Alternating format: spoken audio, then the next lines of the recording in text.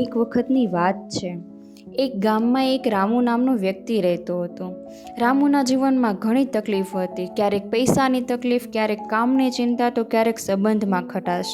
તો પણ એ હંમેશા હસતો જ રહેતો હતો. ગામના માણસો ઘણીવાર વિચાર કર્યો કે રામુને આટલી તકલીફ છે તો પણ એ હંમેશા ખુશ કેમ રહી શકે છે. એક દિવસ ગામના એક દાદાએ રામુને પૂછી જ લીધું, રામુ, તારા જીવનમાં આટલી તકલીફ છે તો પણ તું હંમેશા હસતો જ રહેશ, ક્યારેય દુઃખી કે પછી ચિંતામાં નથી દેખાતો, એનું રહસ્ય શું છે?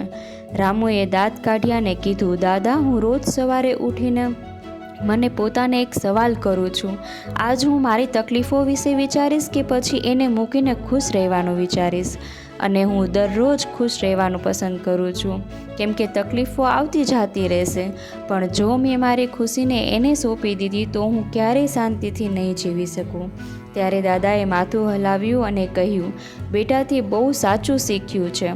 જીવનમાં મુશ્કેલીઓ તો આવતી જ રહેશે, પણ આપણે એ નક્કી કરવાનું છે કે આપણે એને જીવન કંટ્રોલ કરવા દઈએ કે પછી પોતે જ આપણી ખુશી નક્કી કરીએ. આ વાર્તામાંથી આપણે એ જ શીખવા મળે છે કે તકલીફો આપણા હાથમાં નથી હોતી, આપણો પ્રતિસાદ જરૂર હોય છે. આપણે તેને કઈ રીતે જોઈએ છીએ.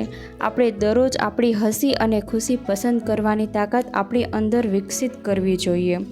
હસો, ખુશ રહો અને જીવનની મજા માણો.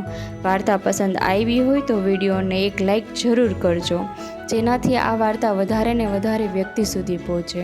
આજ માટે આટલું જ. આગળનો વિડીયો કઈ વાર્તા ઉપર બનાવવો જોઈએ એ કમેન્ટ બોક્સમાં જરૂર લખજો.